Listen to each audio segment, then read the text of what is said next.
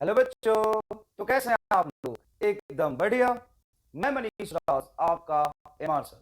Unit and dimension के first lecture में different physical quantity का डायमेंशन लिखना सिखाया था फॉर एनर्जी के फॉर्मूले की मदद से, और प्रिंसिपल ऑफ होमोजेनिटी समझाया था, और उस पर बेस्ड बहुत सारे प्रॉब्लम सॉल्व किए थे। लेकिन मैंने एक वैल्यू गलत लिख दिया था, एक नहीं दो वैल्यू गलत लिखा था, उसके लिए I am sorry. One astronomical unit असल में डिफाइन होता है mean distance between earth and sun, और अर्थ और सन के बीच का जो मीन डिस्टेंस है बेटा 1.4 into 10 to the power 11 metre.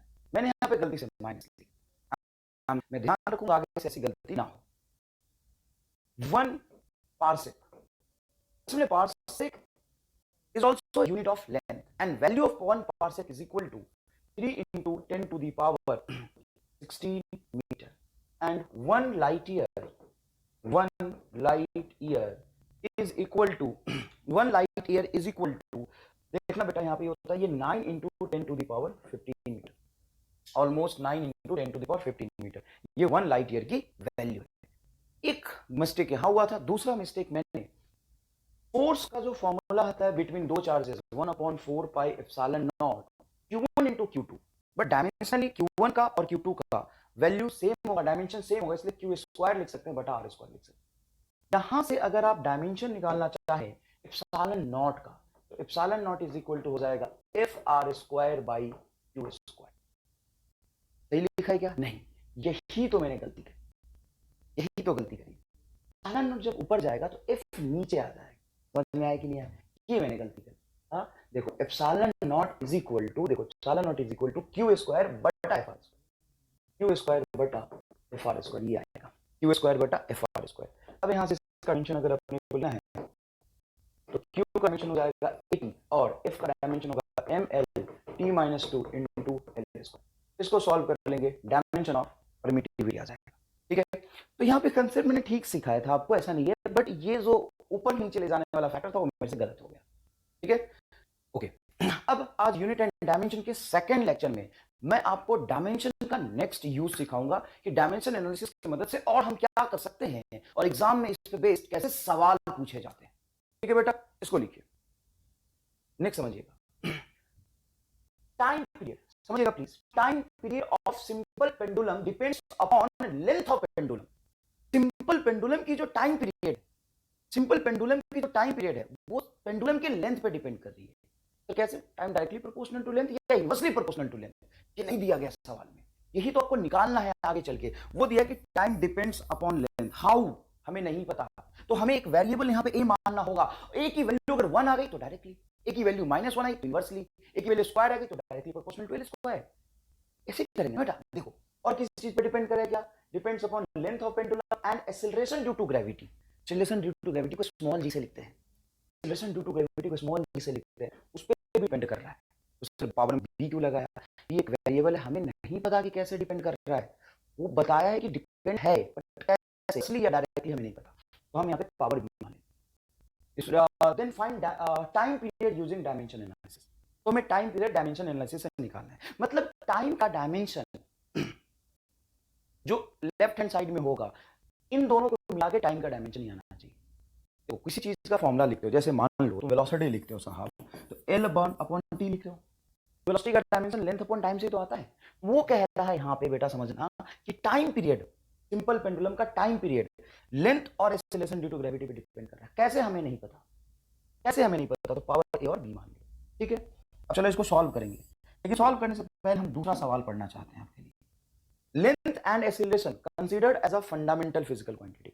Length and acceleration क्या फंडामेंटल होता है? नहीं, फंडामेंटल तो 7 होते हैं, length, time, mass, amount of substance, temperature, luminous intensity, वो 7 फंडामेंटल होते हैं।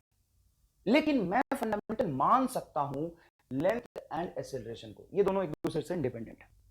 सर एक्सेलरेशन में तो लेंथ आता है, बेटा आता है, लेकिन यहाँ पे लेंथ के साथ जब तक टाइम नहीं आएगा एक्सेलरेशन डिफाइन नहीं होगा। तो लेंथ एंड एक्सेलरेशन को फंडामेंटल माना गया है सवाल के लिए, considered as a fundamental physical quantity. Then find dimension of time in terms of them. Time का डायमेंशन चाहिए मुझे उनके टर्म्स में। तो इस सवाल को सॉल्व करने का तरीका होता है कि टाइम का डायमेंशन उसके टर्म्स में निकालो। जैसे वेलोसिटी का डायमेंशन फंडामेंटल फिजिकल क्वांटिटी के टर्म्स में कैसे निकालते हैं? तो sir velocity is equal to length upon time, L1 t minus हो जाता है। ये पढ़ा था ना यार। फोर्स बराबर क्या होता है, मास इनटू एक्सीलरेशन, ये होता है सर।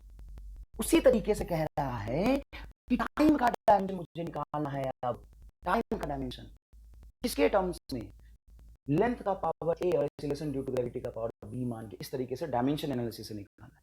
चलो ठीक है, थर्ड क्वेश्चन को, if unit of length 5 metre and acceleration, unit of acceleration is 2 metre per second, unit of length क्या मानना है 5 metre and unit of acceleration is 2 metre per second square in a new system. इस सवाल को समझना, वैसे unit of length क्या होता है सर, मीटर होता है ऐसा ही सिस्टम में, मीटर स्टैंडर्ड यूनिट है। लेकिन आज से मैं बोलूं कि मीटर मुझे पसंद नहीं है, मैं आज से सारे डिस्टेंस को 5 मीटर के टर्म से रिप्रेजेंट करूंगा। तो 10 मीटर को क्या लिखोगे बताओ सोच के, 2 मीटर ऑफ 5 मीटर है ना, 5 मीटर मेरा स्टैंडर्ड यूनिट हो गया, ठीक है।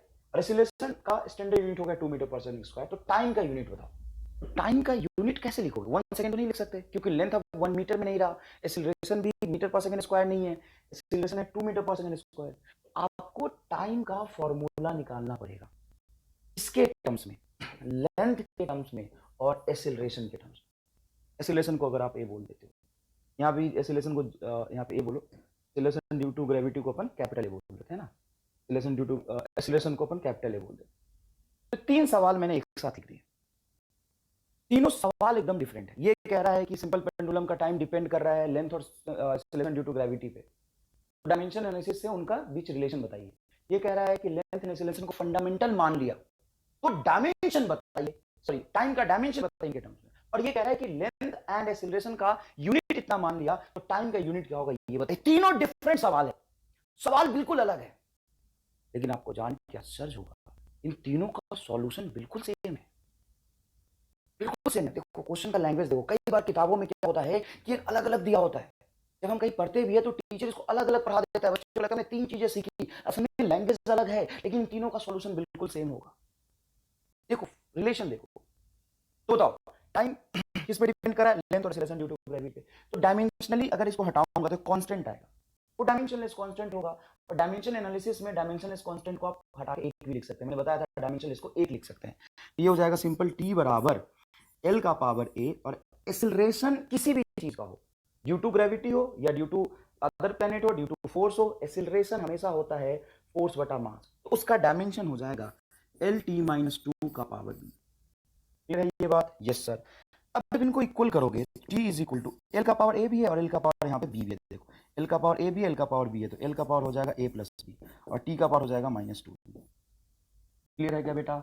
अब जब यहां से आप इसको सॉल्व करेंगे तो ये अगर इक्वल है तो डायमेंशनली बराबर होनी चाहिए, और डायमेंशनली अगर ये बराबर होगा तो इधर m तो है ही नहीं, तो m का पावर 0, l भी नहीं है तो l का पावर 0 मान लेंगे। इधर l का पावर 0 इधर l का पावर भी, ये दोनों इक्वल हैं तो l का पावर भी सेम होना चाहिए, तभी तो डायमेंशनली सही हो पाएंगे। इधर लेंथ है 0 तो इधर भी लेंथ होगा 0, मतलब आप कह सकते हो a प्लस बी सर 0 आएगा। अगर यहाँ पे a प्लस बी 0 आया, ढंग से समझना, a प्लस बी 0 आया तो a बराबर क्या हो जाएगा बोलो, और टाइम इधर 1 है और इधर -2 भी है, तो यहाँ से b बराबर आ जाएगा बेटा, अरे भाई 2b बराबर 1 तो b बराबर क्या होगा -1/2, अरे माइनस इधर का उधर तक आ जाएगा, -2b बराबर 1 तो b बराबर -1/2, और b बराबर -1/2, और यहाँ पे a पे देखो ये माइनस भी है, -1/2 की वैल्यू रखोगे तो +1/2 आ जाएगा। अच्छा a और b की वैल्यू निकाल ली, तो फटाफट a और b की वैल्यू यहाँ रख दो, तो क्या आ जाएगा आंसर बताओ। a और b की वैल्यू जैसे ही रखोगे आप, a और b की वैल्यू जैसे ही रखोगे तो t बराबर क्या आएगा, t बराबर आएगा सर l का पावर a जो कि हाफ है और g का पावर जो कि -हाफ है। तो ये फाइनली आप इसको लिख सकते हो root under l by g. Half का मतलब क्या होता है रूट, और -हाफ है तो नीचे ले जाकर रूट लगाओगे, तो ये आंसर आ गया, टाइम का रिलेशन आ गया रूट अंडर l बाई जी। ये जो टाइम का रिलेशन निकाला रूट अंडर l बाई जी, इस सवाल का सॉल्यूशन। अब इस तरीके से दूसरे क्वेश्चन के लिए भी यही करोगे, वही मेथड है, यही आंसर आएगा। सर तीसरे क्वेश्चन के लिए क्या करेंगे, तो पहले तुम्हें टाइम का रिलेशन चाहिए, देखो यहां से तुम्हें चलना था, तो टाइम का रिलेशन इसी तरीके से डायमेंशनली कैलकुलेट करोगे, और जब रिलेशन आ जाएगा तो एल का यूनिट और जी का यूनिट दिया हुआ है बेटा, तो यहाँ पे एल का यूनिट और जी का यूनिट रख दो। एल का यूनिट बताओ क्या दिया हुआ था 5 मीटर, और जी का यूनिट बोलो क्या दिया हुआ था 2 मीटर पर सेकेंड स्क्वायर, तो ये आ जाएगा रूट अंडर 5/2 सेकेंड। अरे भाई एल है 5 मीटर, एक्सीलरेशन 2 मीटर पर सेकेंड स्क्वायर है, मीटर से मीटर कटेगा, रूट अंडर 5/2 सेकेंड आ जाएगा।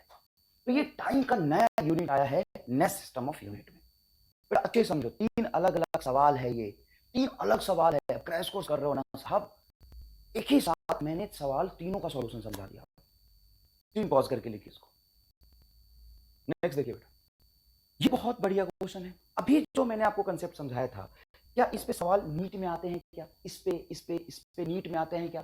तो इस लैंग्वेज पे नीट में कम आते हैं, बट ये जो मीडियम वाला लैंग्वेज है ना, इस पे नीट में बहुत सारे सवाल आते हैं। बहुत सारे नहीं, हर साल आते हैं। 17, 18, 16, 19 हर साल में ये एक सवाल मिल जाएगा आपको। कैसा सवाल मिलेगा? ये मैंने एक नीट का सवाल लिखा है। नीट का सवाल लिखा है साहब, if gravitational constant g, speed of light c and Planck's constant h, Planck constant h ही होता है, taken as a fundamental physical quantity, then find dimension of mass in terms of the, मैं किसका डायमेंशन चाहिए बताओ? मास का dimension चाहिए, किसके टर्म्स में? Gravitational constant g, speed of light c and Planck constant h के टर्म्स में चाहिए।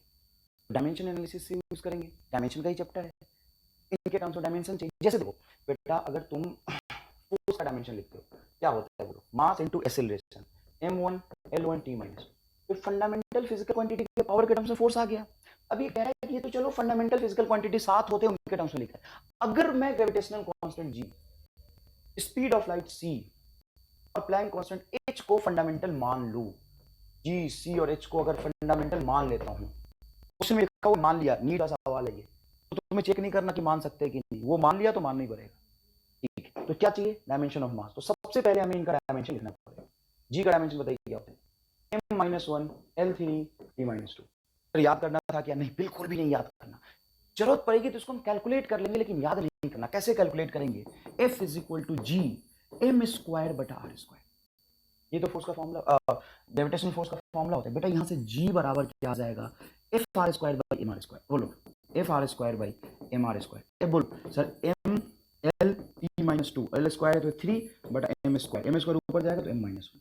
ये मैंने पिछले क्लास में कैलकुलेट कर लिया है। ठीक है बेटा, ये तो आपको निकालना ही पड़ेगा क्योंकि आपको मास चाहिए इनके टर्म्स में। सी बताओ, देखो स्पीड ऑफ लाइट हो या स्पीड ऑफ ऑब्जेक्ट हो, स्पीड ऑफ प्लैनेट हो, स्पीड ही है ना भाई। स्पीड क्या होता है? Total distance upon time. तो उसका डायमेंशन l बटा टी बनेगा। l बटा T, l divided by T, ऊपर जाएगा तो t-1 हो जाएगा। प्लैंक कांस्टेंट E बराबर hf, तो h बराबर क्या हो जाएगा? E by F. ये सारे कैलकुलेट किया हुआ है मैंने। तो डायमेंशन क्या होगा? ये होगा ml2 t-2 बटा t-1, कटेगा तो ml2 t-1, ml2 t-1। ये डायमेंशन आएगा आपका प्लैंक कांस्टेंट। अब क्या करेंगे? अब मास इन तीनों पे डिपेंड कर रहा है, कैसे नहीं पता, तो हम क्या लिखेंगे? Mass is proportional to g का पावर a, c का पावर b और h का पावर स्मॉल। हम ये वेरिएबल मानेंगे कि मास जो है वो इस तरीके से कुछ डिपेंड कर रहा हो, प्रोपोर्शनल टू g का पावर a, c का पावर b, h का पावर। ये कह रहा है कि असल में कंसेप्ट क्या? g, c और h या तो मल्टीप्लाई करो, डिवाइड करो, कुछ भी करो, सब कट कुटा के यहाँ पे लेंथ और टाइम कट जाना चाहिए और मास बचना चाहिए, तभी तो ये मास बराबर ये आएगा। अब ये कैसे पता चलेगा कि क्या करना है? तो ये इसके इक्वल है ना? तो आप कहेंगे कि इधर तो है मास का पावर 1, g क्या होगा? g होगा m-1 l3 t-2 का पावर a, c क्या होगा? l-1 का पावर b, h क्या होगा? ml2 t-1 का पावर c। ये आ जाएगा। ठीक है सर, ये तो हमें समझ आया। अब क्या करेंगे? तो इधर m का पावर 1 है, इधर m का पावर देखिए, तो m का पावर देखिए यहाँ पे -1 और इसका पावर a है, तो -a हो जाएगा। और यहाँ पे m है नहीं, यहाँ पे है m और यहाँ पावर c, तो -a प्लस c। l का पावर देखेंगे तो 3a, देखो बेटा यहाँ पावर 3 और यहाँ पे मल्टीप्लाई में a, ये पूरा होल का पावर a है, तो इसके अंदर आ जाएगा ना 3a। और यहाँ पे l का पावर देखोगे तो ये है आपका b, क्या होगा बोलो? b। और यहाँ पे l का पावर क्या होगा? 2c।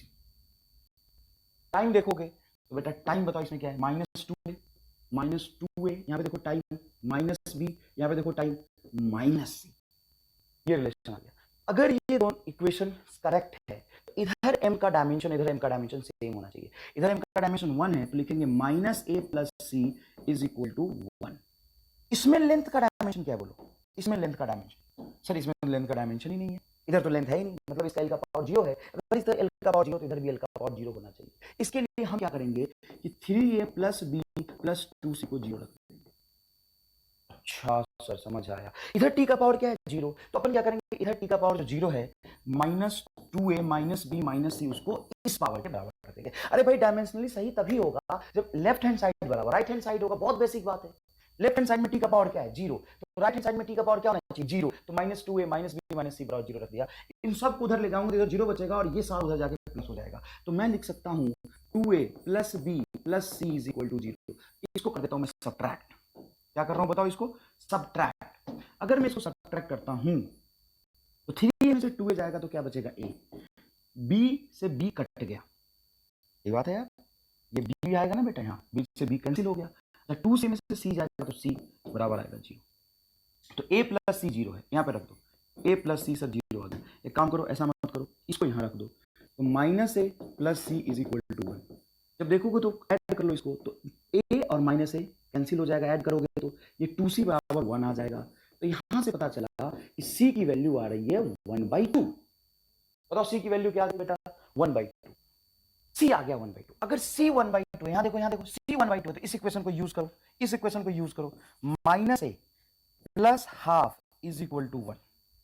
अब अपने को क्या करना है कि 1 को इधर लाओ तो ये -1 आ जाएगा, और -a को इधर ले जाओ, यहां से आ जाएगा तुम्हारा a = -1/2। a = क्या आ जाएगा -1/2। अच्छा सर ये भी आ गया। अब अपन क्या निकाले, a भी निकाल लिया, c निकाल लिया, b निकालना है, तो b किससे निकालोगे, तो इसे निकाल लो। देखो ये निकाला ना, 2b + b + c = 0, तो a की वैल्यू रखो -1/2, और ये 2 × -1/2 प्लस बेटा b प्लस c की वैल्यू बोलो क्या है ½ 1/2 = 0। b बराबर क्या आ जाएगा यहाँ से, ये देखोगे तो -½ + 1, तो सॉरी -1, ये 2 से 2 कटेगा, -1 + 1/2, तो -1/2 उधर जाएगा तो ½ b का पावर भी ½ आ गया। तो ये कैलकुलेट आपको करना पड़ेगा। फिर फाइनली क्या करेंगे आप लिखेंगे यहाँ पे आंसर m = बताओ g का पावर a की वैल्यू क्या निकाला हमें डायमेंशनली -1/2, उसके बाद c का पावर b की वैल्यू क्या निकाला 1/2। अच्छा h का पावर क्या है c, और c की वैल्यू यहाँ पे क्या निकाली हमने, c की वैल्यू देखो बेटा अच्छे से ½ c की वैल्यू ½ ये आंसर आ जाए। देखो आंसर c का पावर ½, देखो c का पावर ½ इसमें है, ये दोनों गलत हो गए। उसके बाद h का पावर भी ½ देखो इन दोनों में है, और g का पावर -1/2, तो सेकंड आंसर आपका मैच कर रहा है। लेकिन ईमानदारी से दिल पे हाथ रख के बताओ, ये तुम्हें समझ आया, सर थोड़ा आया, थोड़ा और 1-2 क्वेश्चन करोगे तो और अच्छे से आ जाएगा। लेकिन ईमानदारी से बताओ कि नीट में बैठने के बाद क्या तुम 1 मिनट के अंदर ये सवाल पढ़ोगे, ये मेथड लगाओगे और ये डायमेंशन लिखने के बाद ये डेरिवेशन से आंसर निकाल लोगे 1 मिनट में? 1 मिनट में आंसर निकाल लोगे क्या? ईमानदारी से बताओ, एकदम ईमानदारी से। मेथड यही है, किताबों में पढ़ोगे, कहीं भी पढ़ोगे तो मेथड यही है, बेसिक मेथड यही है। 1 मिनट में आंसर तो नहीं निकलेगा। सर एक तरीका मेरे पास कि मैं सी का डायमेंशन इसी में रख दूंगा और फिर चेक कर लूंगा, जीवन निकल जाएगा। बैठोगे नीट 21 में और पेपर खत्म होगा नीट 24 में, बैठोगे नीट 21 में और पेपर खत्म होगा नीट 24 में, जीवन निकल जाएगा। तो ऐसे करेंगे तो भी तो लेंदी, हाँ तो लेंदी है, तो हम क्या करेंगे, मैं अपना तरीका बताता हूँ। अब मैं जो तुम्हें कह रहा हूँ उसको ध्यान से सोचना। ये आंसर आ चुका है, बढ़िया एकदम, एबीसी की वैल्यू निकाल के रख दी। अब मैं जो कह रहा हूँ उसको सुनना। मुझे सॉल्व करने के लिए एक भी लाइन लिखने की जरूरत नहीं है, मैं तुम्हें ऐसा बताऊंगा कि तुम्हें आंसर दिख जाएगा 4 ऑप्शन में से डायरेक्ट। बता दूं? सुनो तो बताओ, मुझे क्या चाहिए असल में, मुझे क्या चाहिए, मास का डायमेंशन चाहिए, इसके टर्म्स में, जी सी और एच के टर्म्स में। अब ध्यान से देखो, तो जी में मास का पावर -1 है और एच में मास, सी में तो मास है ही नहीं, तो अगर मुझे मास चाहिए तो मैं सी के बारे में सोचूं ही क्यों? अगर मुझे मास चाहिए तो मैं सी के बारे में सोचूं ही क्यों? मैं तो जी और एच के बारे में सोचता हूं बस। अगर मैंने जी और एच को मल्टीप्लाई कर दिया बेटा, मल्टीप्लाई कर दिया, मान लो करके देखा हूं, जी और एच को मान लो मल्टीप्लाई किया, तो इस एच में पावर है m का 1 और जी में m का पावर -1, तो कैंसिल हो जाएगा। अच्छा मल्टीप्लाई करेंगे तो कैंसिल, अरे भाई मल्टीप्लीकेशन समझो ना यार। मैंने मान लो एच और जी को मल्टीप्लाई किया, तो यहाँ पे m का पावर है 1, यहाँ पे m का पावर -1, m का पावर 1 और m का पावर -1 क्या हो जाएगा सर, m का पावर -1 + 1, बेस सेम होता है तो पावर को ऐड करते हैं, तो m 0, मतलब मास हट ही जाएगा। मतलब अगर मैं गलती से h और g को मल्टीप्लाई कर दिया तो मास तो कट ही जाएगा, और c के पास तो मास है ही नहीं, बेटा समझ इस बात को, नहीं तो ये मजदूरी करेगा जीवन भर। अगर मजदूरी करना चाहता तो कर ले, नहीं तो एक तरीका सीखना चाहता है, लॉजिक सीखना चाहता है, बुद्धि लगाना चाहता हो तो समझो। अगर मैं जी और एच को गुना करूं, सर सी के बारे में क्यों नहीं सोच रहे हो, उसमें मास नहीं है, जी और एच को गुना करूं तो मास सीधा कट जाएगा और मुझे काटना नहीं है। पहले ऑप्शन में देखो जी और एच मल्टीप्लाई ही तो है, सर पावर हाफ है, अरे पावर हाफ है, इसका भी पावर हाफ, इसका भी पावर हाफ, तो कॉमन मल्टीप्लीकेशन का पावर हाफ कॉमन बोल देता हूं बाहर, इसको ऐसे लिख सकता हूं एच और जी का पावर हाफ, और जैसे ही एच और जी को मल्टीप्लाई करूंगा मास कट जाएगा, मतलब ये आंसर आ ही नहीं सकता। इसमें भी एच और जी का मल्टीप्लाई किया है, मास आ ही नहीं सकता, इसमें भी एच और जी को मल्टीप्लाई किया है, मास आ ही नहीं सकता। तुम बोलोगे सर आपने जानबूझ के ऐसा ऑप्शन बनाया है क्या? नहीं, नीट का पूछा हुआ सवाल है, यही ऑप्शन था यही ऑप्शन था, आंसर आ गया। तो कहां है सॉल्यूशन? ये नहीं है सॉल्यूशन, इसको मैं काट दूं, चाहे तुम लिखना चाहते हो तो लिख लेना, लेकिन अब वो समय नहीं है कि जब तुम मजदूरी करोगे, समय आ गया है कि तुम्हें सीखना है एमआर स्टार। ये एमआर स्टार क्या है सर? यही जो अभी समझाया है, सॉल्यूशन कराया है। कहाँ है सॉल्यूशन? यहाँ पे, बोर्ड पे नहीं, बोर्ड पे तो मजदूरी है, सॉल्यूशन यहाँ एक बार और समझो। मुझे मास पढ़ एच जी और सी के टर्म्स, मतलब एच जी और सी को इस तरीके से मल्टीप्लाई और डिवाइड करना है, वो इस तरीके से मल्टीप्लाई डिवाइड इक्वेशन से ऐसे आता है, बुद्धिहीन ऐसे करते हैं लोग, मजदूरी ऐसे करते हैं, लेकिन तुम्हें क्या करना है, ऐसे सोचना है थोड़ा सा, मास चाहिए मुझे, मास बचा के रखना है। गलती से अगर मैं जी और एच को मल्टीप्लाई किया, देखिए यहाँ पे मल्टीप्लाई किया और पावर हाफ लगा दिया, यहाँ पे जी और एच मल्टीप्लाई, यहाँ पे जी और एच मल्टीप्लाई, तो मास कट जाएगा। यही तो मेन चीज है नीट का कॉम्पिटेटिव टेम्परामेंट, इसी को कहते हैं साहब, कॉम्पिटेटिव टेम्परामेंट इसी को कहते हैं। मास कैंसिल हो गया सीधा, तो मुझे नहीं करना था, मुझे मास चाहिए था, और मास बचेगा किसमें? सिर्फ ऑप्शन नंबर 2 में, और 2 सही हो गया, बात खत्म। सर 2 में बचता तो मैं बताऊंगा, यहाँ खड़ा हूं ना, एक एक करके समझाऊंगा ना, बता इस सवाल में क्या बचा। समझ आया अच्छे से? अब नेक्स्ट देखो, अब नेक्स्ट देखो, ये नीट 2016 का क्वेश्चन है। कब का क्वेश्चन है बेटा, अच्छे से बताओ। नीट 2016 का है सर, लिखा हुआ है नीट 2016। कैसे करेंगे, दुनिया कैसे करती है, जाके इसका सॉल्यूशन लिख लेना इंटरनेट पे या कहीं भी। सॉल्यूशन क्या होगा कि Planck constant H, speed of light C, and gravitational constant G, same ही तीन फिजिकल क्वांटिटी है जो पहले लिया था। Then find dimension the following, then are the fundamental constant, which of the following combination of these has a dimension of length। ओहो हो, यहाँ है जिसको मैं ढूंढ रहा था, लेंथ का डायमेंशन चाहिए। चलो मजदूरी करें, चलो मजदूरी करें, चलो मजदूरी करें, चलो चलो चलो मजदूरी करें, करोगे करोगे मजदूरी करोगे? कैसे मजदूरी सर? अरे वही जो पहले किया था सर, यहाँ पे h का डायमेंशन, c का डायमेंशन और g का डायमेंशन रखिए, पावर c रखिए, फिर m का पावर अलग लिखिए, g का पावर अलग, सॉरी m का पावर अलग लिखिए, l का पावर अलग लिखिए। अरे ऐसा ऐसा ऐसा ऐसा ऐसा ऐसा ऐसा ऐसा ऐसा, यहाँ पे m है, वहां पे इस इक्वेशन में क्या है, l है। तो फिर तीन इक्वेशन बनाइए, तीन इक्वेशन में तीन वेरिएबल होंगे, पहले दो इक्वेशन को लीजिए, उसको सॉल्व कीजिए, फिर उसकी वैल्यू उसमें रखिए, फिर उसकी वैल्यू उसमें रखिए, उसकी वैल्यू उसमें रखिए, और खेलते रहिए। नीट किस में बैठेंगे, 24 आ जाएगा। तो क्या करे, नहीं करना। ये क्या कहता है एमआर स्टार उसी को, बेटा थोड़ा सा अपने आप को कंफर्ट जोन से बाहर निकाल के रखना होगा। तुम जो समझ रहे हो ना, फिजिक्स ऐसी होती है, उसको मैं उल्टा करके दिखा दूंगा। तो अगर अपने अंदर थोड़ा सा स्ट्रगल करने की इंटेंशन रखते हो, अपने आप को कंफर्ट जोन से बाहर निकाल के रखना चाहते हो, तो अभी समय है 6 महीना, अपने आप को बाहर निकाल के रखो, डिस्कंफर्ट जोन में लाओ, संघर्ष करो, तभी जाके वो 3 घंटे में बहुत आराम से पेपर होगा। जो मैं सिखा रहा हूं देखो, कई बच्चे कहते हैं सर जी एच और सी का डायमेंशन रख के सॉल्व करो। नहीं बेटा नहीं, देखो मैं क्या कहता हूं, देखो मेरा लॉजिक क्या कहता है कि मुझे लेंथ चाहिए, किसके टर्म्स में चाहिए, एच जी और सी के टर्म्स में चाहिए। चलो एच जी और सी का डायमेंशन पहले देखते हैं क्या होता है। तो एच का डायमेंशन होता है M L two T minus one, C का डायमेंशन होता है एल टी माइनस वन, और जी का डायमेंशन होता है M minus one L three T minus two. सही लिखा है क्या? यस। अब मुझे लेंथ चाहिए, मतलब इस बार इन तीनों को मिला के लेंथ चाहिए, मतलब मास कट जाना चाहिए। सिर्फ लेंथ चाहिए मतलब मास नहीं चाहिए, अरे सिर्फ लेंथ चाहिए मतलब मास नहीं चाहिए, टाइम भी नहीं चाहिए सर, तो टाइम के बारे में बाद में सोचूंगा। एक बात तो सोच पहले, मुझे मुझे मुझे लेंथ चाहिए जी एच और सी को मिला के, तो यहां पे मैं सोचता हूं मास के बारे में, तो अभी भी मास। हाँ भाई, क्यों सोचूंगा मास के बारे में सोचना, या तो कर ले मजदूरी, मैंने तरीका बता दिया है। टाइम नहीं बेटा इतना कि मैं वही मजदूरी कर करके दिखाऊं, मैं तुम्हें कुछ नया सिखाना चाहता हूं। थोड़ा सा अपने आप को बाहर निकालो, बुद्धि यहां रखो, पूरा कंसंट्रेशन हाई करो। सुनो, ये सी में मास नहीं है, सी का मास के काटने में, मास को रखने में, मास को लाने में, मास को हटाने में सी का कोई रोल नहीं होगा। एल टी और को अरेंज करने में सी का रोल होगा, क्योंकि सी में मास नहीं है। मुझे मास को क्या करना है, तो काट देना है। क्यों काट देना है, मुझे लेंथ का डायमेंशन चाहिए, मुझे सिर्फ लेंथ लाना है इन तीनों को मिला के, मतलब मास को पहला प्रायोरिटी है काटना। और सर टाइम भी तो काटना होगा, लेकिन मैं टाइम के बारे में नहीं सोच रहा, क्योंकि टाइम काटने में दिक्कत आएगी तीनों में। लेकिन मास काटने में दिक्कत नहीं आएगी, दोनों दो ही में है, एच में और जी में। तो अभी बात हुई थी जी और एच को मल्टीप्लाई कर दूंगा, पावर -1 और इसका पावर 1, जैसे ही मल्टीप्लाई करूंगा बेस से में पावर ऐड होता है, मास कट जाए। जी और सी जिसमें जी और एच जिसमें मल्टीप्लाई होगा वही सही आंसर होगा। आओ, एच और जी डिवाइडेड नहीं होगा, एच और जी डिवाइडेड नहीं होगा, एच और जी मल्टीप्लाई है, एच और जी मल्टीप्लाई दो हो गए। अब सर फंसे आप, मैं नहीं फंसा बेटा। तुम्हें ये समझ आया कि नहीं आया बता? इतना सोचते हैं कि मुझे लेंथ चाहिए मतलब मास नहीं चाहिए, दो ऑप्शन कट गए। अब आप मेरे पे ब्लेम नहीं कर सकते कि सर क्या सिखा रहे हो, मैंने बेसिक वाला तरीका सिखा दिया, ये रहा, ये मजदूरी कर लेना बेटा, वही सेम तरीके से सॉल्व होगा। या फिर मैं कहता हूं वो सुनो और 4 सवाल करोगे ना बेटा, सीख जाओगे। चलो देखो, दो कटा, ये दोनों सही हो गए। अब देखो दोनों में एच और जी को मल्टीप्लाई किया है और रूट लगा दिया, तो मैं भी एच और जी को मल्टीप्लाई करके रूट लगा देता हूँ। और मुझे चाहिए क्या था सर? लेंथ चाहिए था। अब मैं सिर्फ लेंथ के बारे में सोचता हूँ, मास तो कट ही गया ना। एच में कितने लेंथ है सोचो, तो दो, और जी सॉरी जी है ये, सॉरी जी है, एच और जी को मल्टीप्लाई किया, जी में कितने लेंथ है? 3, एच में कितने लेंथ है? 2, 3 और 2 पावर में क्या हो जाएगा? 5, एल का पावर 5, लेकिन रूट भी है सर तो 5/2।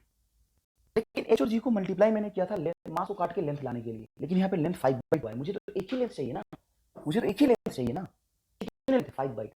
अब मेरे पास तीसरा फिजिकल क्वांटिटी कौन बचा? सी। तो एच और जी को तो यूज कर चुका ना मल्टीप्लाई करके, उसको फिर से तो नहीं कर सकता, समझना बेटा, सी को यूज करूंगा। अब सी में कितने लेंथ है? तो सी में एक ही लेंथ है, तो मैं क्या करूंगा, सी का क्यूब कर देता हूं, तो 3 आ जाएंगे इससे, उससे ऊपर तो 2.5 लेंथ है, नीचे 3 है, तो लेने से बचेगा। अच्छा, c/2 कर दो तो कैसा रहेगा? अगर c का पावर आप 3/2 करोगे, सॉरी c का पावर 3/2 करोगे, तो फिर लेंथ का पावर 3/2। ऊपर में लेंथ है 5/2 और नीचे आएगा 3/2। अरे भाई c रखोगे तो एक लेंथ आएगा, c स्क्वायर रखोगे 2 आएगा, c क्यूब रखोगे 3 आएगा, c का पावर 3/2 रखोगे तो c का पावर 3/2 रखोगे, इधर c का पावर 3/2 रखोगे तो लेंथ का पावर 3/2 होगा ना। c स्क्वायर करोगे तो c का स्क्वायर, स्पीड का स्क्वायर, स्पीड के स्क्वायर का डायमेंशन आएगा।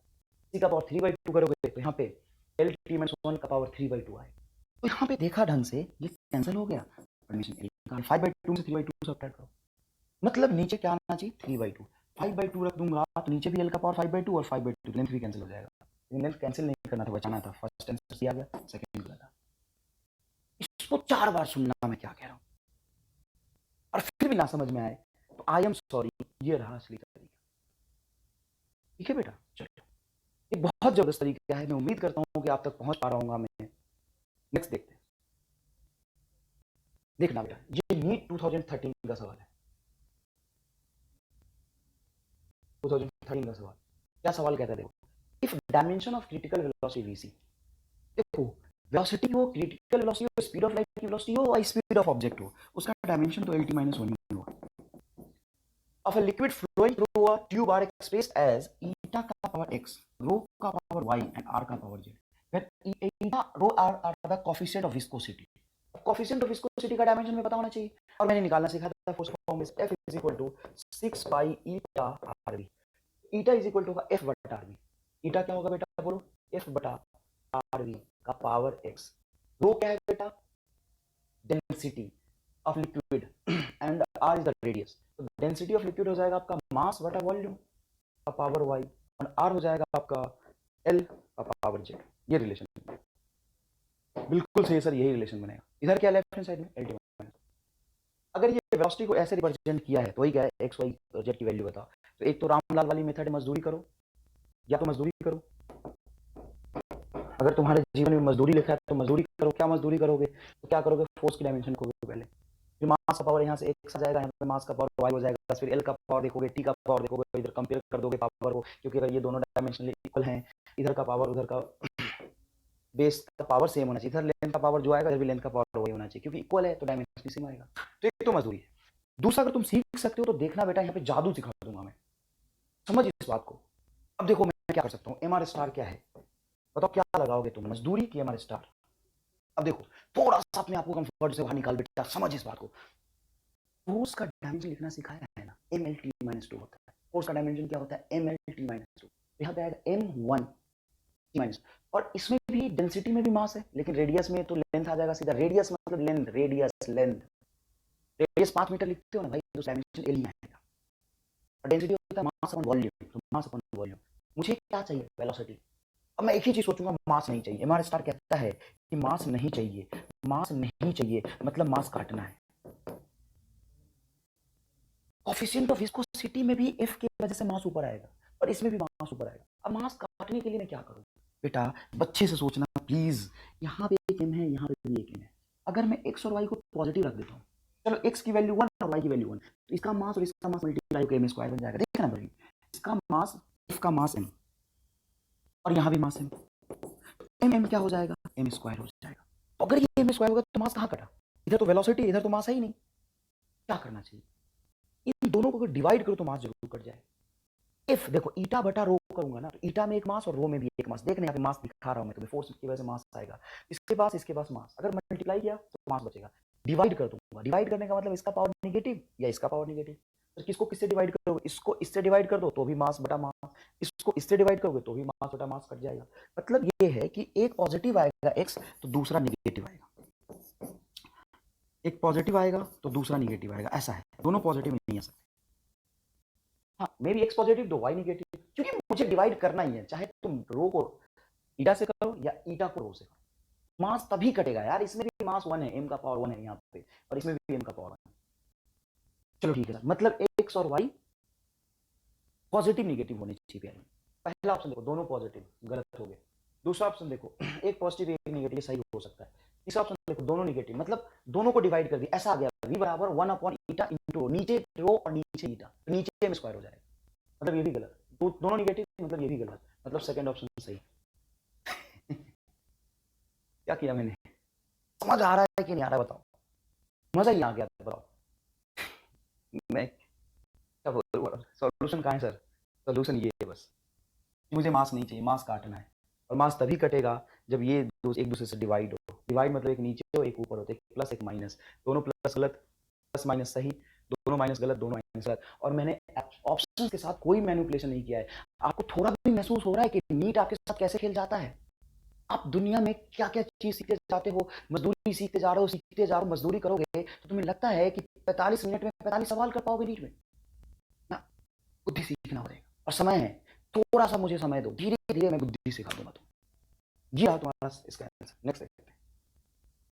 Energy, velocity and time are chosen as the fundamental quantity then dimension formula of surface tension.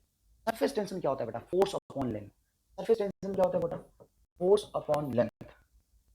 अच्छा, मैं हेड राइटिंग भी थोड़ी इंप्रूव करने की कोशिश कर रहा हूँ ना, धीरे धीरे हेड राइटिंग भी इंप्रूव कर लूंगा। मुझे समय तो इस पे लिखने में थोड़ा टाइम लगता है। फोर्स हो जाएगा M L T minus two, बटा एल करोगे तो ये क्या आ जाएगा? M T minus two. अरे बेटा फोर्स होता है M L T minus two, M L T minus two force dimension, L से डिवाइड करोगे तो एम टी माइनस। मुझे इसका डायमेंशन चाहिए किसके टर्म्स में? ये रहा साहब, एनर्जी, वेलोसिटी एंड टाइम। तो लिखोगे surface tension is equal to energy का पावर ए, वेलोसिटी का पावर बी और टाइम का पावर सी। अरे सर ये तो मजदूरी की तरफ जा रहे हो, ये तो आप मजदूरी की तरफ जा रहे हो। क्या करो बोलो, बिना मजदूरी के सॉल्व करके देखो। या तो मजदूरी करो, एनर्जी का डायमेंशन रखो, सरफेस टेंशन का डायमेंशन रखो, वेलोसिटी का डायमेंशन रखो, फिर मास का पावर टी का पावर इधर बनाओ, फिर दोनों कंपेयर करो, फिर इक्वेशन बनाओ, फिर सॉल्व करो, इससे उससे इसका 24 में पहुंच जाए। फिर सर तो फिर देखो देखो सरफेस टेंशन का डायमेंशन होता है एम टी माइनस टू, ठीक है सर बिल्कुल। एनर्जी का डायमेंशन होता है M L two T minus two, velocity होता है एल टी माइनस वन और टाइम होता है टी का पावर ए है, बी है, सी है, रख दो ऐसे। अब ध्यान से सोचो, इसमें एक मास है और वेलोसिटी में मास है नहीं, टाइम में मास है नहीं, मतलब एनर्जी में एक मास दे पाएगा, मतलब एक की वैल्यू पक्का 1 होगी। तो सोचने वाली बात है, कोई सॉल्व करके बताएगा? मैं सीधा बता रहा हूँ तुम्हें, देखने क्या वो नजर, जो तीसरा आंख होता है ना जो मिसिंग है, दो ही आंख से नहीं दिखेगा फिजिक्स, तीसरा आंख खोलना पड़ेगा। और वो कैसे खुलेगा? वो एमआर स्टार से ही खुलेगा। क्या कहता है? बहुत सिंपल सी बात बता रहा हूं मैं, यहाँ पे ए इज इक्वल टू 1 आएगा। क्यों आएगा? क्योंकि इसमें मास है नहीं, इसमें मास है नहीं, इधर लेफ्ट हैंड साइड में एक मास है तो राइट हैंड साइड में एक मास है, लेफ्ट हैंड साइड में एक मास है तो राइट हैंड साइड में एक मास है। तो यहाँ पे तभी मास बनेगा जब एक की वैल्यू 1 रखोगे। सिंपल है, मतलब यहाँ पे एनर्जी का पावर 1 ही आएगा। हो गया, एनर्जी का पावर माइनस टू गलत है, एनर्जी का पावर 1, एनर्जी का पावर 1, एनर्जी का पावर 1। देखना बेटा सवाल को मैंने कैसे अरेंज किया, सारे सवाल नीट के पूछे हुए। पहले एक ही लॉजिक हो गया, सेकंड में एक लॉजिक से 2 ऑप्शन गलत हुए 2 सही हुए, यहाँ पे एक लॉजिक से एक ऑप्शन गलत हुए 3 सही हुए। कोई बात नहीं, कोई बात नहीं। अब सुनो, मुझे लेंथ नहीं चाहिए, तो इतना हम कैसे सोच पाएंगे बेटा? 4 सवाल करोगे, करने से सब होता है, आसान हो जाएगा चीज। इतना नहीं सोच पाओगे तो तुम्हें लगता है मजदूरी से तुम कर पाओगे, और हो जाएगा भाई, बहुत खास बात नहीं है। मैं सोचू इधर माँ से इधर माँ से, अब लेंथ काटना है, इधर लेंथ है, लेंथ कैसे कटेगा सर, इधर एनर्जी में तो दो लेंथ आएंगे, एनर्जी का पावर 1 रखोगे तो इसमें दो लेंथ आएंगे, और इसमें लेंथ है नहीं, मतलब नीचे वी स्क्वायर कर दो, वी स्क्वायर करोगे तो L square T minus to आएगा, देखो इसका स्क्वायर करोगे तो स्क्वायर बनेगा, मतलब बी की वैल्यू दो ही होनी चाहिए तभी लेंथ कटेगा, मतलब नीचे वी स्क्वायर होना चाहिए, बी का पावर माइनस वन गलत हो गया, ये वी स्क्वायर ये वी स्क्वायर दोनों सही हो रहे, देखो ना ये बटा वी क्या है, वी स्क्वायर आएगा तभी तो एल स्क्वायर से एल स्क्वायर कटेगा, वेलोसिटी में एक लेंथ का स्क्वायर करूंगा तब तो दो लेंथ आएगा, ठीक है सर। लेकिन सर एक बात बताओ, यहाँ पे एनर्जी में टी माइनस टू था और ये टी माइनस टू तो कट जाएगा, हाँ कट जाएगा, तो हमें तो एक टी माइनस टू पर चाहिए ना, तो बटा टी स्क्वायर कर दो, ये देखो ना ये टाइम सी का वैल्यू टू रख दो तो ये बटा टी स्क्वायर आ जाएगा, इधर ऊपर ले जाओगे तो टी माइनस टू बन जाएगा, मतलब डायमेंशन आ गया ई बटा वी स्क्वायर बटा टी स्क्वायर, बताओ डायमेंशन सरफेस टेंशन का क्या आएगा, ई बटा वी स्क्वायर बटा टी स्क्वायर, देखो कैसे समझना अच्छे से, ऐसे समझो, एक मास चाहिए था ये दिया, अच्छा लेंथ वेलोसिटी एनर्जी में दो था तो वेलोसिटी का स्क्वायर किया तो लेंथ कट गया, लेकिन वेलोसिटी का स्क्वायर किया तो यहाँ टी माइनस टू आया, तो यहाँ पे टी स्क्वायर से मल्टीप्लाई किया ताकि इसका टाइम इससे कट जाए और ऊपर एनर्जी का टाइम टी माइनस टू बच जाए, तो देखो यहाँ पे टी माइनस टू हो गया, चार सवाल करोगे तुम सीख जाओगे बेटा, प्रैक्टिस, ई बटा वी स्क्वायर टी स्क्वायर, बताओ कौन सा ऑप्शन सही होगा, ये टी माइनस वन गलत हो गया, ये सही होगा, बहुत लेंथी बन जाते हैं इसके तीन इक्वेशन बेटा, इसीलिए मैं दो सवाल नहीं 10 सवाल करके आपको दिखा रहा हूँ। नेक्स्ट देखो, ये तो थोड़ा सा बढ़िया सवाल है, लैंग्वेज प्रॉब्लम है इसमें, और लैंग्वेज वाले सवाल मैंने आपको पहले ही बोला था करने चाहिए, the number of particle crossing per unit area perpendicular to Z axis per unit time, per unit area per unit time, मतलब ये जो एन है वो बोल रहा है नंबर, नंबर का कोई डायमेंशन नहीं होता, पर unit area per unit time ऐसे लेंगे, इज इक्वल टू डी, अब देखो वेलोसिटी हो या माइनस वेलोसिटी हो, देखो अगर मैं लिखता हूँ माइनस 5 मीटर पर सेकेंड तो मीटर पर सेकेंड तो यूनिट हो ही रहा ना, तो कहीं माइनस लिखा हो ना यहाँ पे फिजिकल क्वांटिटी में, जैसे माइनस फोर्स, तो इसका डायमेंशन फोर्स जैसा ही होगा, सर आपने तो बोला था ऐसे माइनस में डायमेंशन बदल जाएगा, तो बेटा ये पावर माइनस है, पावर माइनस है, ये एफ माइनस वन का मतलब होता है वन अपॉन एफ, ये अलग चीज है, लेकिन अगर बाहर माइनस लगा हो तो डायमेंशन चेंज नहीं करता है, एन बराबर हो जाएगा डी, अब सुनो N two minus N one में सिर्फ लिखो आप एन टू बटा जेड टू लिख लो, चलिए माइनस वाला टर्म क्यों गायब किया, बेटा वेलोसिटी माइनस वेलोसिटी बराबर वेलोसिटी ही आएगा, तो यहाँ पे N two minus N one बराबर एन ही आएगा, तो आप डायरेक्ट लिख सकते हैं इसको, मुश्किल नहीं बनाना है चीजों, देखो तो n इज इक्वल टू क्या हो जाएगा बोलो, L two T minus one is equal to D, अच्छा बोलो n2 का है क्या, n2 है क्या, अगर n2 and n1 are the number of particle per unit volume, मतलब ये जो number of particle per unit volume मतलब 1 अपॉन एल क्यू, नंबर का कोई डायमेंशन नहीं होता, जेड भी तुम्हारा लेंथ है, एल का पावर क्या आ जाएगा ये, अच्छा बेटा ये एल टू पर गया तो एल टू माइनस हो जाएगा, बेटा ये कैलकुलेशन वाइज थोड़ा सा आप भी ध्यान रखा करो, कहाँ पे क्या हो रहा है कैसे हो रहा है, बताओ क्या हो जाएगा माइनस, अब यहाँ पे L4 को इधर ले जाओगे तो क्या बचेगा L2 T माइनस वन, तो D का डायमेंशन आएगा L2 T minus one, L2 T minus one, कहीं कहाँ पे है L2 T minus one, C is correct answer. इस सवाल से मुझे क्या समझाना था, बहुत बड़ा लैंग्वेज है, ये पूरा पढ़ते पढ़ते बच्चा भूल ही जाता है कि दिया हुआ क्या था ऊपर, तो आपको ये आदत डालनी है, और आदत कैसे डालनी है तो आपको कैसे पढ़ना है, number of particle crossing per unit area perpendicular to Z axis per unit time is N, तो एन को अलग से लिख लेना है कि number of particle per unit area का एल स्क्वायर और पर यूनिट टाइम टी आ गया,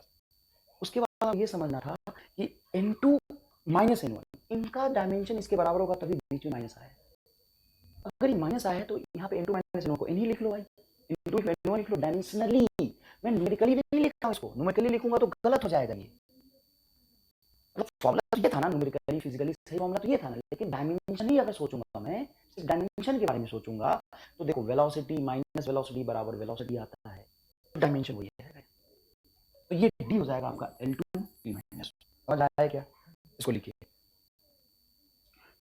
नेक्स्ट देखिए बेटा, the frequency of vibration f of a mass m suspended from a spring of spring constant k is given by the relation of type this one where c the dimensionless constant, तो जब आप dimension analysis करोगे तो dimensionless constant को मैंने बोला था उसको 1 लिखो, क्योंकि डायमेंशनलेस से कोई फर्क नहीं पड़ता, इसको बेटा क्या लिखोगे 1, कोई मतलब नहीं, फ्रीक्वेंसी इज इक्वल टू आपका आ जाएगा मास का पावर x, और k क्या है बेटा, value of x and y, spring constant है k, ये क्या है स्प्रिंग कांस्टेंट, स्प्रिंग कांस्टेंट होता है force upon length, force upon length, force होता है mlt माइनस टू, तो एल कटेगा तो mt माइनस टू बचेगा, फ्रीक्वेंसी मतलब t-1, फ्रीक्वेंसी इज 1/टाइम, फ्रीक्वेंसी इज 1/टाइम, 1/टाइम इज इक्वल टू m का पावर x, ये वही था। यहाँ पे एक डायमेंशन रखोगे m l t-2 तो l से l कटेगा, m t-2 का पावर y। चलो इसको प्रॉपर तरीके से ऐसे सॉल्व करते वैसे करके दिखा देता हूँ, और बुद्धि भी सिखाऊंगा बेटा, चिंता मत करना, जबरदस्त बुद्धि सिखाऊंगा। देखो यहाँ पे t का पावर -1 बराबर m का पावर x मल्टीप्लाई में m का पावर यहाँ पे y भी है तो प्लस y, और t का पावर -2। यहाँ से -2y को -1 के बराबर रखोगे तो यह आ जाएगा -2y बराबर -1, हेंस y बराबर 1/2। x प्लस वाई, इधर मास आई नहीं, इधर मास का पावर क्या है 0, उधर मास का पावर क्या x plus Y, dimensionally equal होनी चाहिए थे, इसीलिए x plus Y is equal to क्या होगा 0। तो यहाँ से देखो x इज इक्वल आएगा -y मतलब माइनस y का पावर हाफ, y किस पे था, इस पर k पे। तो देखो y का पावर यहाँ पे, हाँ y का पावर हाफ और x का पावर -हाफ, x का पावर -हाफ हो गलत है, x का पावर -हाफ, y का पावर +हाफ, ये सही है। अब मैं तुम्हें सिखाता हूँ y का पावर +हाफ बिना सॉल्यूशन के कैसे देखते हैं। मेरा दोनों चीज सिखा रहा हूँ, मैं सॉल्व कर दिया, मैं बिना सॉल्यूशन के दिखाता हूँ कि आप y का पावर प्लस और माइनस कैसे गेस करेंगे। सुनो ध्यान से, चलो मुझे फ्रीक्वेंसी चाहिए, मतलब टाइम चाहिए, t का पावर -1 चाहिए। यहाँ पे सरफेस टेंशन में, सॉरी फोर्स कांस्टेंट में, फोर्स अपॉन लेंथ में एक मास आएगा, बस ना, फोर्स अपॉन लेंथ में यहाँ पे एक मास आएगा और यहाँ पे भी मास है, तो पक्की बात है x और y दोनों का पावर एक दूसरे से इन्वर्स होना चाहिए तभी मास कटेगा। मैं क्या कह रहा हूँ, डायमेंशन एनालिसिस में लेफ्ट हैंड साइड का डायमेंशन और राइट हैंड साइड का डायमेंशन सेम आना चाहिए। अगर मैं यहाँ पे देखूँ फ्रीक्वेंसी है मतलब t का पावर -, यहाँ पे देखूँ मास है, मास का पावर क्या है बोलो, यहाँ पे मास है, कैसे सर, फोर्स में मास है, मास का पावर क्या है, पक्की बात है x और y उल्टा होना चाहिए, तभी तो पावर कटेगा। क्यों काटना है पावर 0, क्यों करना है, इधर मास है, और तभी कटेगा जब x और y निगेटिव होगा, मतलब x और y एक दूसरे से अपोजिट होगा। देखो यहाँ पे दोनों प्लस तो हो ही नहीं सकते, दोनों माइनस तो हो ही नहीं सकते, दोनों प्लस हो ही नहीं सकते, दोनों माइनस हो ही नहीं सकते, x प्लस वाई माइनस, यहाँ पे x माइनस वाई प्लस। अब सुनो क्या करना है, अब तो ये सोचना है कि हमें इधर क्या चाहिए था, टाइम का पावर नेगेटिव चाहिए था, देखो फ्रीक्वेंसी है मतलब टाइम का पावर -1 चाहिए, और इधर ऊपर में देखो ये t-2 आ रहा है, तो ये पॉजिटिव रहेगा तभी तो t यहाँ पे नेगेटिव रहेगा। अगर y नेगेटिव लिख दो तो माइनस माइनस क्या हो जाएगा, पॉजिटिव, लेकिन इधर टाइम नेगेटिव है, इधर भी टाइम नेगेटिव आना चाहिए, उसके y पॉजिटिव होना चाहिए, तो देखो y पॉजिटिव आया है। बेटा यही चीज है जो आपको मैथमेटिक्स कैलकुलेशन से हटा के फिजिक्स में मजा दिलाने वाला है। पर सोचने में क्या जाता है, नहीं सोच पा रहे हो तो रहने दो, यहाँ तक लिख लो, ये मैंने कर दिया ना, पूरा सॉल्व किया ना भाई। यहाँ से देखो फ्रीक्वेंसी t-1 होता है, पावर कंपेयर करके लिखा है ना, y plus half x minus half. सोच सकते हो तो क्या बुराई, देखो माप फ्रीक्वेंसी चाहिए मुझे, मतलब टाइम का पावर माइनस चाहिए, क्या चाहिए बोलो, टाइम का पावर माइनस चाहिए, कैसे कटेगा टाइम, सॉरी टाइम का पावर -1 चाहिए, मतलब मास कट जाना चाहिए, मास तभी कटेगा जब x को y, मतलब इससे इसको डिवाइड करूँ या इसमें से इसको डिवाइड कर दूँ, मतलब x और y अपोजिट होने चाहिए, एक प्लस तो दूसरा माइनस, दूसरा प्लस तो पहला माइनस। समझ में आ गया, सारे में हाफ हाफ है, तुझे देखना है कौन प्लस कौन माइनस होना चाहिए, तो टाइम निगेटिव है तो इधर से टाइम निगेटिव आना। देखो बेटा ढंग से, नेक्स्ट देखो, चलो energy velocity and time are taken as a fundamental unit in dimension. अरे ये तो कर लिया था, रिपीट हो गया question, I am sorry. Force F, area A and density D are taken as the fundamental unit, then representation of young modulus y will be, मतलब young modulus y को इनके टर्म से रिप्रेजेंट करना है। अब young modulus होता क्या है पहले बताओ, यंग मॉडुलस का डायमेंशन मैंने सिखाया था, प्रेशर के इक्वल होता है, एनर्जी डेंसिटी के इक्वल होता है, बल्क मॉडुलस के इक्वल होता है, स्ट्रेस के इक्वल होता है, कल सिखाया था। वो क्या होगा, force on area, pressure m l-1 t-2 और इसको किसके टर्म में डिफाइन करना है, फोर्स एरिया एंड डेंसिटी। देखो बेटा क्या है, देखो देखो देखो, फोर्स एरिया एंड डेंसिटी, तो लिखोगे फोर्स का पावर a, एरिया का power b and density d का पावर c। फोर्स का डायमेंशन बोलो ml t-2 का पावर a, एरिया बोलो a स्क्वायर का पावर b, डेंसिटी बोलो मास अपॉन वॉल्यूम ml-3 का power c is equal to ml-1 t-2। Clear है क्या, हाँ सर क्लियर है। अब क्या करें, अब अभी भी तुम नहीं सीख पा रहे हो तो तुम करोगे मजदूरी, या सीख पा रहे हो तो थोड़ा और कष्ट उठाओ, तुम लगाओ एमआर सिस्टम। क्या कहता है हमारे, ये कहता है m l t-2, सर अब कैसे मिलाओगे तीनों में, मास लेंथ टाइम, इधर भी आ गया मास लेंथ टाइम, क्या करोगे, तो सुनो बेटा मैं जो कह रहा हूँ बेटा ध्यान से सुनना, या तो कैलकुलेशन करो लेकिन मेरी बात सुन लो। देखो कैलकुलेशन ही करा दो सर, आधे बच्चे बोलेंगे सर कैलकुलेशन ही करा दो, हमारे पल्ले तो नहीं पड़ रहा। ठीक है भाई कैलकुलेशन कर लो, चलो मैं वही करा देता हूँ। एम का पावर बोलो यहाँ पे क्या है, ए है, सब पूरे होल ब्रैकेट में ए है, यहाँ पे एम का पावर सी है, इसमें एम है नहीं, तो एम का पावर लिखो ए प्लस सी। एल का पावर लिखो, यहाँ पे एल का पावर बोलो ए है, यहाँ पे एल का पावर बोलो क्या है 2b, अच्छे से देखना, यहाँ पे एल का पावर -3c, सही है यार, एरिया ए सही है। देखो ना एल का पावर ए, तो एल का पावर ए, एल का पावर ए, यहाँ पे एल का पावर 2b, यहाँ पे एल का पावर -3c। टाइम देखो तो टाइम सिर्फ इसी में है, क्या रहेगा -2b is equal to M L -1 T minus. तुम ध्यान से देखो तो एरिया में टाइम नहीं है और डेंसिटी में भी टाइम नहीं है, सिर्फ फोर्स में ही टाइम है, फोर्स में ही टाइम है। और इधर जो यंग मॉडुलस उसमें क्या है t-2 t-2 तो पक्की बात है कि f का पावर 1 ही आना चाहिए तभी t-2 दे पाएगा, मतलब f का पावर 1 आना चाहिए। एमआर कहता है, सुनो ध्यान से, एक फोर्स में ही टाइम है, बस फोर्स में ही टाइम है, बस टाइम है, बस सिर्फ फोर्स में टाइम है।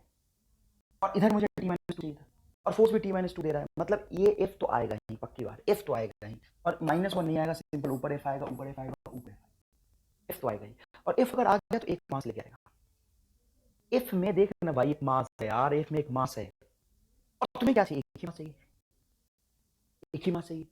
तो यहाँ तो तुम ये डेंसिटी को मल्टीप्लाई करो तो एक मास और ले आएगा, तो 2 मास हो जाएंगे। मेरी बात सुनना, तुम्हें देखना था कि इसमें और इसमें टाइम है ही नहीं, फोर्स t-2 दे रहा था और t-2 चाहिए, मतलब फोर्स का पावर 1 आएगा, ये गलत हो गया। और तुम्हें एक ही मास चाहिए जो कि फोर्स दे ही रहा है।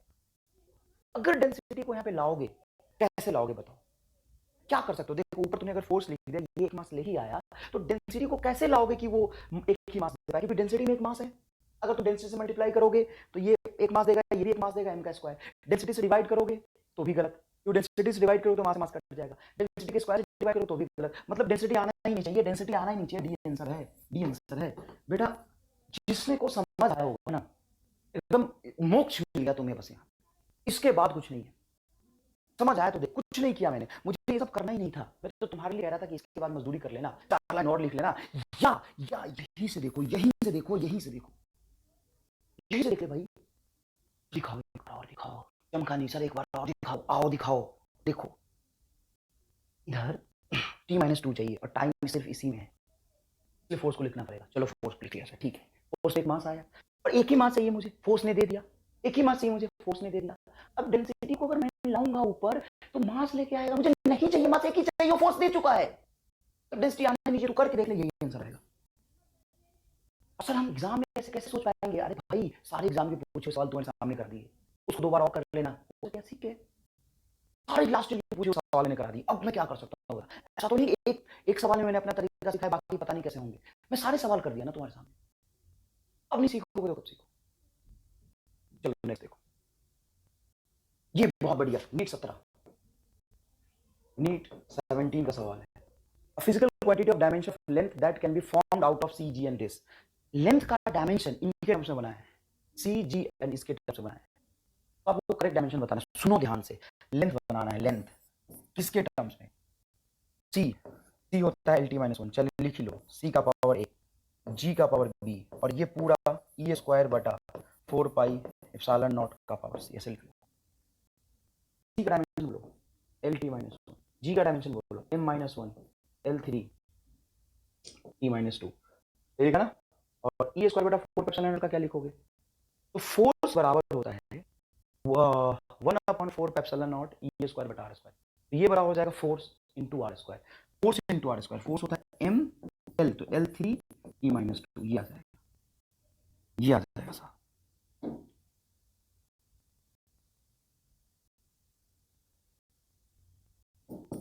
याद है, अब यहां से शुरू होगा तुम्हारा मजदूरी, करोगे? कर लो, सिखा तो दिया मैंने, कर लो, मिल भी जाएगा किताब, ये जो मैं कह रहा हूँ सुनो, तुम्हें लेंथ चाहिए, मतलब लेंथ चाहिए मीन्स मास नहीं चाहिए, मास नहीं चाहिए, लेंथ का डायमेंशन चाहिए इनके टर्म्स में, मतलब मास नहीं चाहिए। मास कैसे कटेगा?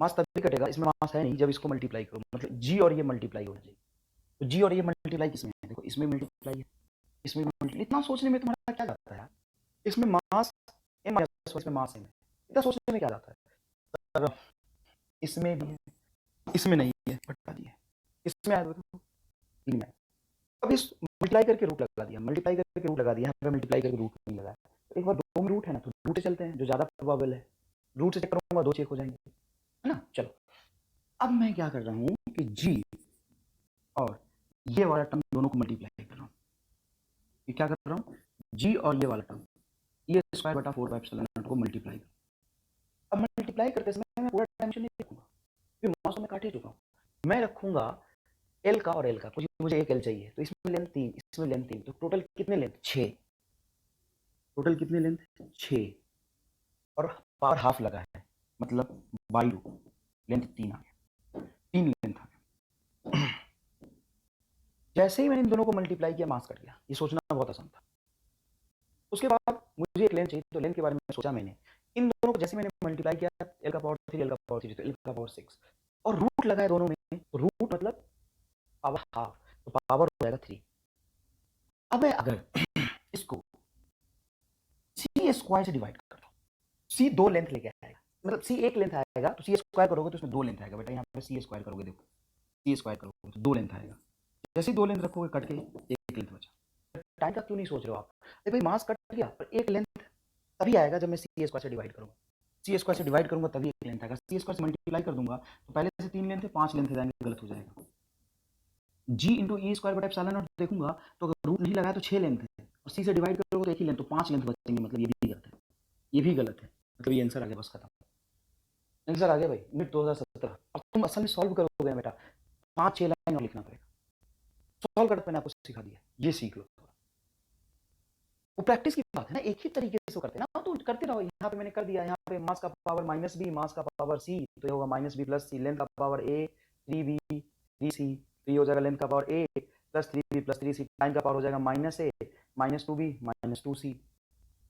अब इक्वेशन बनाओ, कंपेयर करो और सॉल्व करो, या तो ये कर सकते हो, समझ आ रहा है अच्छे से, हैंड राइटिंग धीरे धीरे और इंप्रूव करूंगा, इतना लिख लो पहले। नेक्स्ट देखो, new system of energy density and power, अरे बहुत जबरदस्त सवाल, अरे बहुत जबरदस्त सवाल, आईटी का पूछा हुआ सवाल है, आईटी का पूछा हुआ सवाल है, और इस सवाल का सॉल्यूशन 1.5 पेज का है, 1.5 पेज का है, 1.5 से 2 पेज का है, तो हमें क्यों करा रहे हो, मैं तुम्हें ये सिखा रहा हूँ कि मैं जो तुम्हें सिखा रहा हूँ उस पे सारे नीट के सवाल मैंने सॉल्व कर दिए, और बढ़िया सवाल सॉल्व करके दिखाता हूँ बेटा, समझ नहीं आते, और तुम्हें एक काम करना, तुम एक काम करो पहले, सुनो सवाल पढ़ो, in a new system of unit energy density and power are taken as the fundamental unit, energy density and power are taken as a fundamental, तो एनर्जी का पावर ए, डेंसिटी का पावर बी, एंड पावर का power C is equal to gravitational constant मुझे निकालना है, ये बनेगा relation.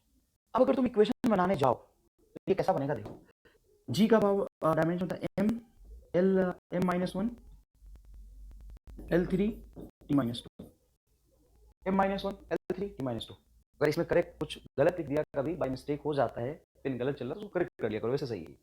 Energy क्या होता है ML2 T माइनस 2 का पावर है, डेंसिटी क्या होता है ML माइनस 3 मास अपॉन वॉल्यूम का पावर बी, पावर क्या होता है, पावर होता है ML2 T माइनस 3 का पावर सी। चलो ठीक है, चलो ठीक है साहब, ये किसने बना, अब ये अगर इक्वल है, डायमेंशनली सही है, पक्की बात है कि मास का डायमेंशन जितना इधर बनेगा उतना इधर बनेगा, इधर मास का डायमेंशन बोलो -1, इधर मास का डायमेंशन बोलो m का पावर a, m का पावर b और m का power c, a plus b plus c बन रहा है, m का power a plus b plus c और इधर m का पावर -1, तो इस तरीके से तीन बहुत लेंथी इक्वेशन बनेंगे, तीनों इक्वेशन तीनों वेरिएबल होंगे, उसको सॉल्व करना बहुत मुश्किल होगा आपके लिए, दो इक्वेशन से सॉल्व करोगे तो दो इक्वेशन और आएंगे, फिर उसको सॉल्व करोगे फिर एक वेरिएबल का वैल्यू निकले, कैसे करें अब मैं सिखाता हूँ, एक ही लाइन में कर दूंगा, देखो एनर्जी में mass length time mass length, ओ हो, अब मुझे मास के बारे में अगर मैं सोचूं तो दिक्कत होगा, नहीं सोचूंगा, क्योंकि तीनों में मास है, तो तीनों का मास अरेंज करके मास माइनस होना चाहिए, सोचूंगा नहीं, लेंथ के बारे में सोचना होगा तो नहीं सोचूंगा, इसमें भी लेंथ इसमें भी लेंथ, टाइम के बारे में सोचना होगा, इसमें टाइम है नहीं, ओहो इसमें टाइम है ही नहीं, मतलब डेंसिटी में टाइम है ही नहीं, डेंसिटी में टाइम है ही नहीं, तो मुझे सिर्फ एनर्जी और पावर को अरेंज करके टाइम t-2 चाहिए, तो कैसे अरेंज करूं? तो मैं क्या करूंगा कि डी के बारे में मुझे सोचना ही नहीं, डी के बारे में मुझे सोचना ही नहीं, मुझे किसके बारे में सोचना है? अच्छा यहाँ पे एक मिस्टेक है, ये E-2 है, करेक्ट कर लेना, टाइपिंग मिस्टेक। अब मुझे टाइम के बारे में सोचना है बस, तो मैं क्या करूंगा, देखो ये क्या कह रहा है, पी स्क्वायर E-1, मतलब ये कह रहा है कि पी स्क्वायर बटा ई, बताओ पावर में कितने टाइम होते हैं? देखो यहाँ पे पावर का डायमेंशन लिखा है -3, ऊपर पी स्क्वायर है और पी में आता है T-3, तो ये हो जाएगा T-6, क्या हो जाएगा बेटा? T-6 बटा एनर्जी, एनर्जी में कितने टाइम है? तो एनर्जी बटा ई है, ई में टाइम 2 आता है, -2, तो टी का पावर -6, टी का पावर -2, टी का पावर -4।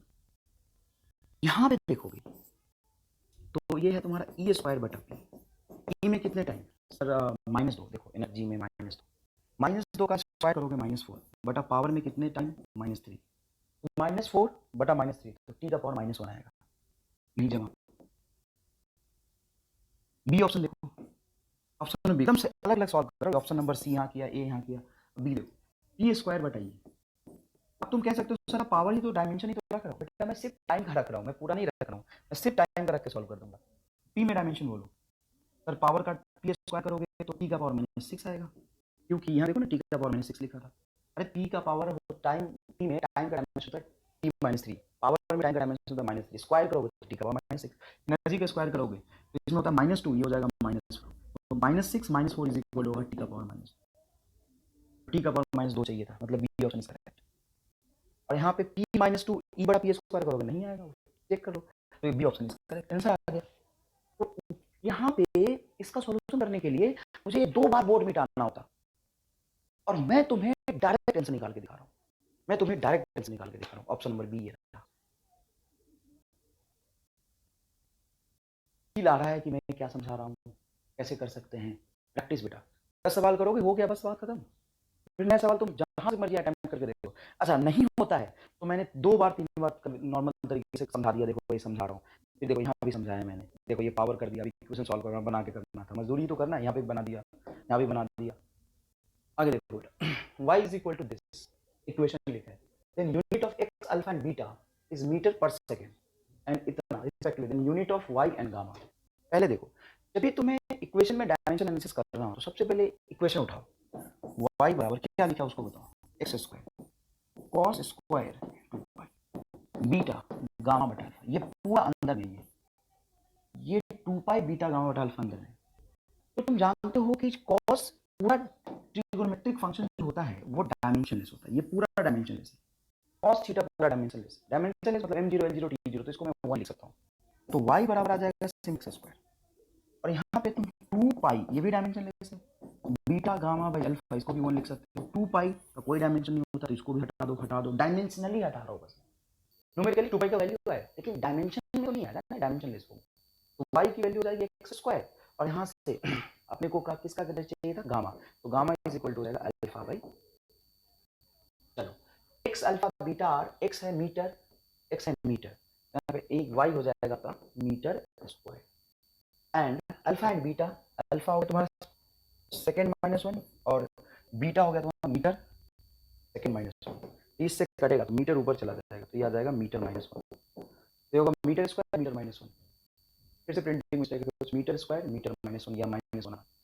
ये ऑप्शन करेक्ट। एक बार कैलकुलेशन वेरीफाई करो, कंसेप्ट में जो समझा रहा हूँ उसी को, y बराबर एक्स स्क्वायर, ये पूरा डायमेंशनलेस, y बराबर एक्स स्क्वायर, देखो ये cos स्क्वायर 2 पाई और ये मैंने अंदर में लिया है पूरा अंदर थीटा के जगह पे, y बराबर एक्स स्क्वायर क्योंकि cos ट्रिगोनोमेट्रिक फंक्शन डायमेंशनलेस होता है, यहाँ पे cos स्क्वायर ये वाला टर्म 1 के बराबर हो जाए, 2 पाई बीटा गामा बटा alpha is equal to 1, y बराबर मीटर स्क्वायर, यहाँ से देखो गामा बराबर मीटर, ठीक है ना भाई, 2 पाई का डायमेंशन नहीं है, beta gamma by alpha is equal to 1, तो gamma is equal to alpha by beta, gamma is equal to alpha by beta, alpha का उसने बोला है s-1 एंड बीटा का बोला है मीटर पर सेकेंड, बीटा का मीटर पर सेकेंड, इससे कटेगा तो metre minus.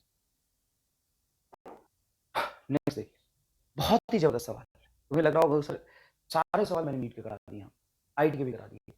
P represent radiation pressure, देखो फिर से प्रेशर किसी का हो, प्रेशर का डायमेंशन प्रेशर की इक्वल हो, m l -1 t -2 निकाल लो, फ्लो में अगर मैं कुछ गलत बोल जाता हूँ तो दरवाज मत लो, निकाल के तो दिखाया है ना कई बार मैंने। And c represent speed of light and I represent radiation energy striking a unit area per second, then कितना विल बी डायमेंशनलेस। अब ये क्या लिया देखो, P का पावर x, L का पावर y, C का पावर z। ये टाइपिंग मिस्टेक है, यहाँ पे करेक्ट हो, ये लिखा है। That we be dimensionless, dimensionless मतलब m0 l0 t0, डायमेंशनलेस मतलब ये होगा ना m0 l0 t0। चलो यहाँ पे देखते हैं, एक ही लाइन में करना है क्या सॉल्व। चलो देखो, P क्या है, pressure, m l-1 t-1, force upon area होता है प्रेशर, एरिया l बटा l स्क्वायर तो l-1 आएगा। अब ये तुम्हारा I है, रेडिएशन प्रेशर, ये तुम्हारा ये L या I कुछ भी बोल दो, ये रेडिएशन प्रेशर है। रेडिएशन प्रेशर है एनर्जी पर unit area per unit time, और C है तुम्हारा L-T-1 power Z power Y। अब ये कह रहा है कि तीनों को इस तरीके से अरेंज करो, x y z की वैल्यू निकालो ताकि डायमेंशनलेस आ जाए, ताकि ये क्या आ जाए, डायमेंशनलेस आ जाए। तो कैसे डायमेंशनलेस निकालेंगे, डायमेंशनलेस कैसे निकालेंगे, देखो यहाँ पे है तुम्हारा x, यहाँ पे है y और ये है z। यहाँ पे एनर्जी लिखोगे तो ml-t-2। अब सोचो यहाँ पे देखो तो मास का और x है, तुम सबको काटने के बजाय सिर्फ मास के बारे में सोचो। तो मास के बारे में क्यों, मैं तो टाइम के बारे में सोचूंगा, टाइम से दिक्कत होगा, यहाँ भी टाइम है, यहाँ भी टाइम है, यहाँ भी टाइम है। लेंथ के बारे में सोचोगे तो भी दिक्कत होगा, यहाँ भी लेंथ है, यहाँ भी एनर्जी में लेंथ आएगा तो यहाँ भी लेंथ है। मास देखोगे तो सिर्फ यहाँ पे एनर्जी में एक मास आएगा ml-2 और यहाँ पे एक मास। सॉल्व करना तो कर लो बेटा, इसी तरीके से आप यहाँ पे E का डायमेंशन लिखोगे, x y z पावर हो जाएगा, इक्वेशन बना के सॉल्व कर लोगे। तरीका दो ही सिखाऊंगा ना क्रैश कोर्स में, दो ही सवाल सॉल्व करके सिखाऊंगा ना, सॉरी कंसेप्ट सिखा के मैं दो ही सवाल सॉल्व करके सिखाऊंगा ना, तरीका तो मैं बता दिया। अब यहाँ पे लॉजिक देखो, लॉजिक क्या है, इसमें एक मास, इसमें एक मास, तो पक्की बात है कि इसको डिवाइड करूंगा, इस वाले को प्रेशर को रेडिएशन सॉरी प्रेशर को एनर्जी से डिवाइड कर दूं, रेडिएशन एनर्जी पर स्ट्राइकिंग पर unit area per unit time, इससे डिवाइड कर दूं तो मास कटेगा, या इसको रेडिएशन एनर्जी को इससे डिवाइड कर दूं तो मास कटेगा। मतलब पक्की बात है x प्लस तो y माइनस, y प्लस तो x माइनस, बस ये। यहाँ पे x जीरो करोगे तो गड़बड़ हो जाएगा, क्योंकि इसमें मास आएगा, इसमें मास जीरो कर दोगे, इसमें मास बचेगा तो नहीं हो पाएगा सॉल्व। x बराबर y बराबर z, मतलब ये सबको मल्टीप्लाई कर रहा है, गलत हो गया। x बराबर z माइनस y, देखो x प्लस तो y माइनस हो जाएगा, देखो x प्लस रखो तो y माइनस, और x माइनस रखोगे तो y प्लस, तो ये सही होगा। और यहाँ पे देखो ये x बराबर y, ये भी गलत हो गया, मतलब सी